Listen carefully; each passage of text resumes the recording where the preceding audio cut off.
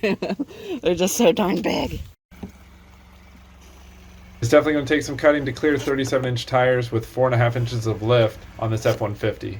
The good news is it's a all aluminum body, so nothing should rust. That's so cute. 5.5. I think if I just drove it long enough, it would rip all this out anyway. Okay. What the heck is this? What is that? A lot of Plastech in there. All I see is a lot of hair right now. And you see how much dead space we've got back here? I don't know, 3 knuckles deep. Almost there. We're past now. We got some room to work. And then here's our body mount right behind this crash bar. So if I can get away with not having to mess with the body mount, that would be super. I was just looking at the rear frame extension here, and you can see you actually have access to unbolt it on this one. But once it's unbolted, these are put in before the body gets put on, I guess. You would run it off into the body, so you're gonna have to cut it.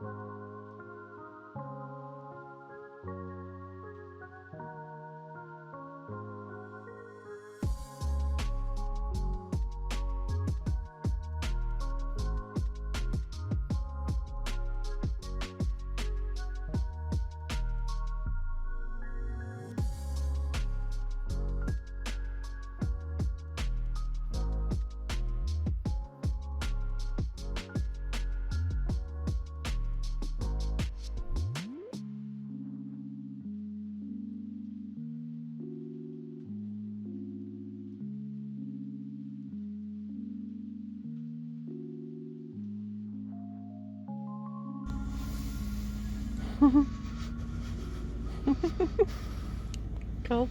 It's cold. Sorry. It's okay. Just give me a little bit of this, please. Oh, you had the vent closed? It was getting too warm? Yeah. I'm gonna get the stuff to cut this.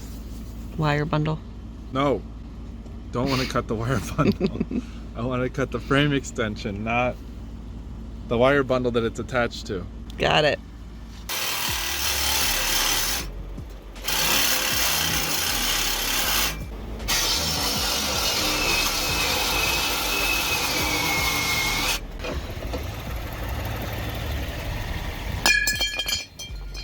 Awesome.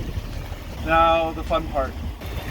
This is all glued on here, and it's, as far as I can tell, it's just a mount for the wheel liner. I gotta figure out a better way of ripping that out of there. Once you get a couple of the faces cut off, it starts to peel away the foam a lot easier.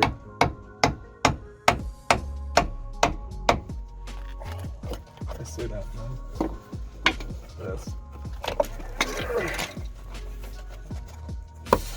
Oh, yep. You okay? It was more painful, but much easier. Worth it. Got it. It's just a big hunk of plastic. Thanks, Ford. If anybody was wondering why I'm even running a wheel spacer on here, with the super lift, I'm getting some interference here on the tie rod end where I had to shave it a little bit to get the clearance. The wheel tucked in too far. I'm getting some rubbing here with no spacer, so I went to 1.5 inch spacers, and then I started getting some issues here. So I'll probably still have to cut in the fender, but the tighter I can get to this, get the wheel inboard, the less interference I'm going to have out here. I'm going to try and throw this 1/2 inch spacer in and see if I can avoid at full droop any interference right here on the tie rod end. And I know I don't love this here. I should get wheels with the proper offset, but this is also what helps me to confirm what offset I do need. When you're running lifted knuckles that moves the steering from down here back up to here, that then creates interference in a 17-inch wheel, where you wouldn't in an 18 or a 20, would go right over it. So there. That's how close she is. off the ground drooped at wheel lock. So that's the steepest that angle should be. Which means it should never be at a closer point of interference than that. And it is just getting by with with a 1/2 inch spacer.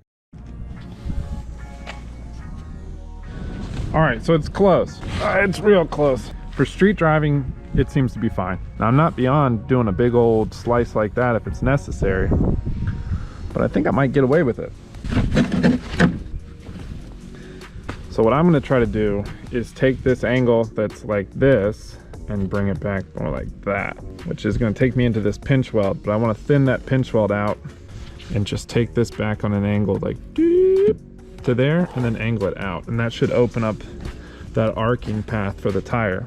And this lip that I bent up earlier, I'm gonna fold that all the way over and then fold the whole thing back up again. Basically creating this same thing, but now instead of being out here, it'll just be set back further. And after this, we're gonna go get a car wash.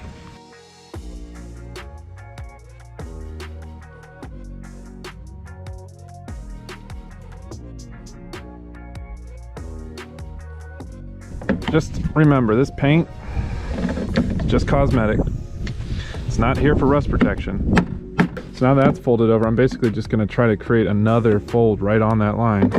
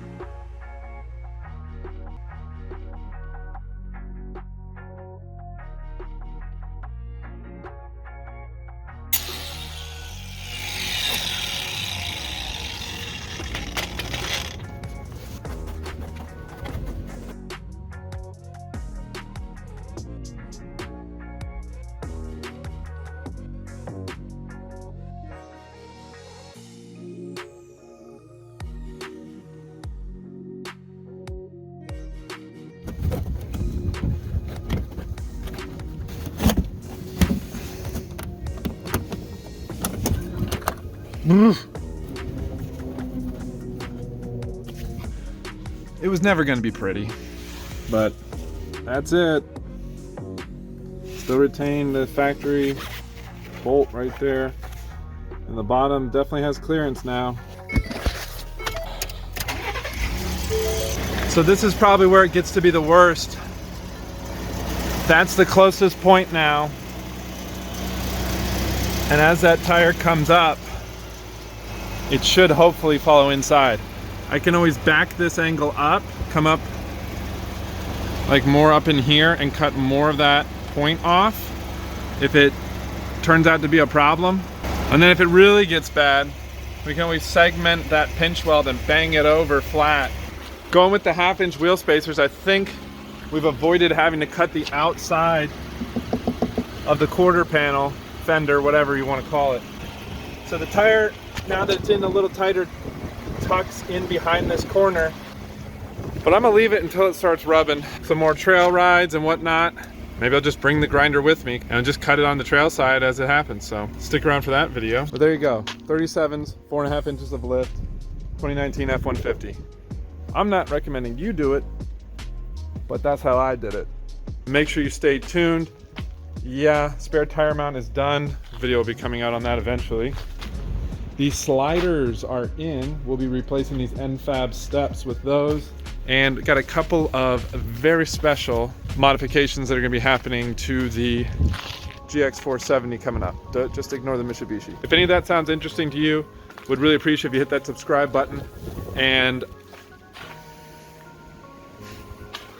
if any of that sounds interesting or you found this useful in any way, at least entertaining, appreciate it if you hit that subscribe button, and we will see you next time.